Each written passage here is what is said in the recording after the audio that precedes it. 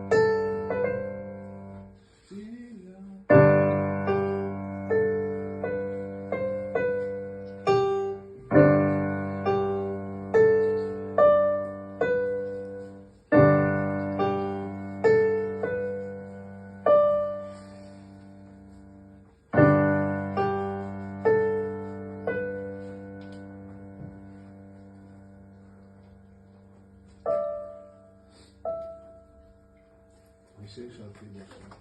Neşe şarkıyı başlayalım.